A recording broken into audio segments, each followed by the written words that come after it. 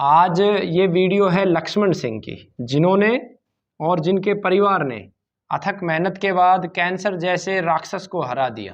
Cancer को हराना आसान नहीं है।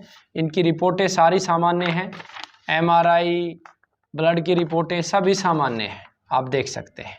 अब महत्वपूर्ण ये है कि अगले 5 वर्षों तक इनको अपने आप को मेंटेन करना है, तो पहले 3 महीने में इसको कैसे खाना पीना है उसके विषय में मैं जानकारी दे दूं। और अन्य भी रोगियों को मैं कहता हूं कि आप ज़रूर ठीक होने के बाद अपनी पेशाब का चेकअप करवा के, शरीर का चेकअप करवा के प्रॉपर परहेज लें। तो पहले चरण में जो आपके परहेज चल रहे हैं वो एज इट इज़ रखने हैं। सबसे पहले आप जौ को लेके आओगे जीवन में। जौ के आटे को खाना शुरू करोगे। अगले 2-3 महीने जौ खाओगे। जब हल्की ठंड हो जाएगी तो देसी बाजरी खाना शुरू करोगे। देसी बाजरी के बाद फिर मक्का को लेके आओगे, चना को लेके आओगे और फिर गेहूं को लेके आओगे। अंत में गेहूं को लेके आना है या फिर इनकी मिश्रित करके रोटी खानी है। सभी हरी सब्जियां आप खा सकते हैं। जितना संभव हो देसी गोमाता का घी और दूध ही प्रयोग करें, वही प्रयोग करते हैं ना। इसके अलावा मसाले आप जिंदगी भर रसोई में कोई भी मसाला पिसा हुआ नहीं लेके आओगे, सब मसाले साबुत लेके आओगे।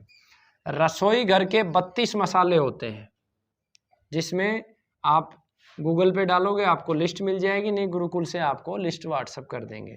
जिसमें काला जीरी सबसे महत्वपूर्ण है, कलौंजी आप डालोगे, है ना, जीरा डालोगे, दालचीनी डालोगे, मेथी ज़रूर डालोगे हर एक सब्जी में, ठीक है। तो ये मसाले मुख्य, काली मिर्च है, तेज पत्ता है, लौंग है, इलायची, ये सब मसाले डालकर इनकी सब्जी बनाएंगे ताकि इनको पौष्टिक तत्वों और रोग प्रतिरोधक क्षमता इनकी बनी रहे। 2 चीज़ों को सर्दी को छोड़ के निरंतर आप सेवन करवाओगे। आंवले को किसी भी रूप में खिलाओ, आंवले का मुरब्बा खिलाओ, घर पे बनाओ तो बहुत अच्छा। आंवले का पाउडर दो, आंवले की कैंडी दो, ठीक है, आंवला। दूसरा बेलगिरी समझते हो? हाँ, समझते हैं। बेलगिरी का मुरब्बा ताज़ा है तब तक ताज़ा, ये आपको विशेष रूप से खाना है। 3 चीज़ों का सेवन औषधि रूप में आपको करना है। अश्वगंधा, सतावर और सफ़ेद मूसली, इनका थोड़ा थोड़ा पाउडर आप बना लेना। 2-2 ग्राम इनको रोज आप देते रहना दूध के साथ। अगले 3 महीने के लिए मैं आपको बता रहा हूँ। इनको कुछ बादाम, गुरबंदी बादाम आता है, छोटा साइज का बादाम आता है, उस बादाम की 10-12 गिरी रात को भिगो दोगे। 2-4 मुनक्का, थोड़ी सी अखरोट की गिरी, 1-2 अंजीर, ठीक है। और इनको पानी में भिगो के सुबह सुबह इनको खिलाना है। 4 चीज़ें इनको प्रमुखता से देनी है। तुलसी, अगर पौधे नहीं है तो आप गुरुकुल से ले जाना, श्याम तुलसी है हमारे पास, ठीक है।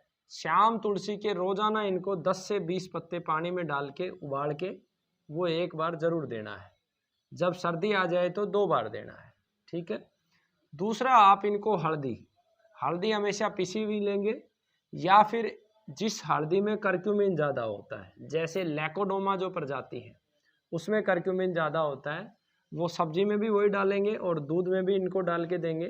और अलग से भी अगर इनको गर्मी बहुत ज़्यादा न लगे तो देना। तीसरा, कचनार एक औषधीय पौधा होता है जो दोबारा से गांठ को नहीं बढ़ने देता और रक्त को साफ करता है।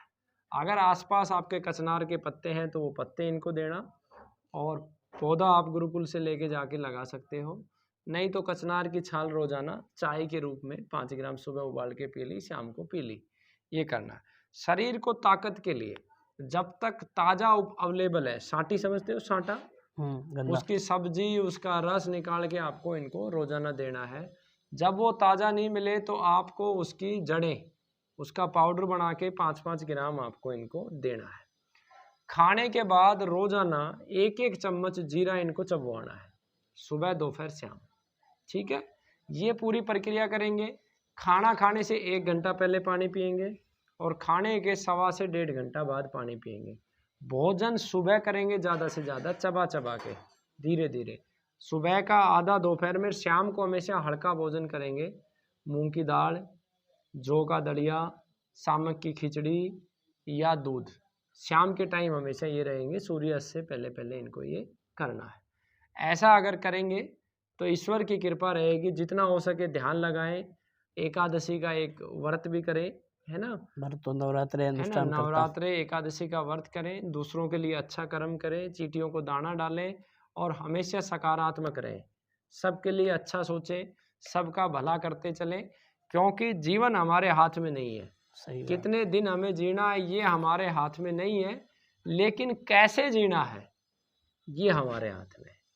मैं जीऊँगा 5 दिन या 10 दिन ये परमात्मा डिसाइड करेगा, लेकिन ईश्वर ने हमें ये शक्ति दी है कि मैं कैसे जीऊँगा, क्या करूँगा, वो मेरे ऊपर निर्भर है। मैं दूसरों का भला करूँगा या बुरा करूँगा, ये मेरे ऊपर निर्भर है।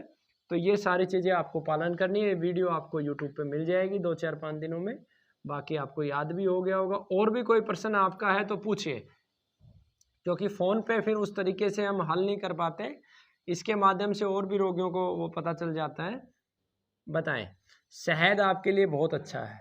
शुगर है मुझे। शुगर है तो शुगर के लिए हम आपको एक औषधि दे देंगे, तो आपकी शुगर की गोली उससे छूट जाएगी, आसानी से छूट जाएगी। गौमूत्र अब इनको बंद करना है कम से कम 1-1.5 महीने, है ना, क्योंकि गौमूत्र काफ़ी समय ले चुके हैं लगातार। अब रोकना है, 15-20 दिन, महीने के बाद फिर दोबारा से गौमूत्र लें। पत्ते भी धीरे धीरे आप बंद कर दो। पत्तों के अंदर अभी ये सहजन के पत्ते लगातार ले सकते हैं। सहजन का पत्ता बहुत लाभदायक है, वो आप ले सकते हैं। बाकी आप बंद कर सकते हैं। अगर इजीली आपको मिले, लेना चाहें तो ले लें, लेकिन धीरे धीरे आप उसे बंद कर दें। त्रिफला चूर्ण आता है, वो आप निरंतर प्रयोग कर सकते हैं। वो 12 वर्षों तक लगातार आप प्रयोग कर सकते हैं, उसे नहीं रोके। ठीक है, जिसे हम पाचक कहते हैं। और कोई प्रश्न आपका? नहीं, ठीक है, भगवान की कृपा है, गौ माता की कृपा हुई, गुरु जी की कृपा हुई। चलो, ईश्वर की कृपा है और उसी के सहारे हम सब चल रहे हैं। बहुत बहुत धन्यवाद आपका। जय कुमार।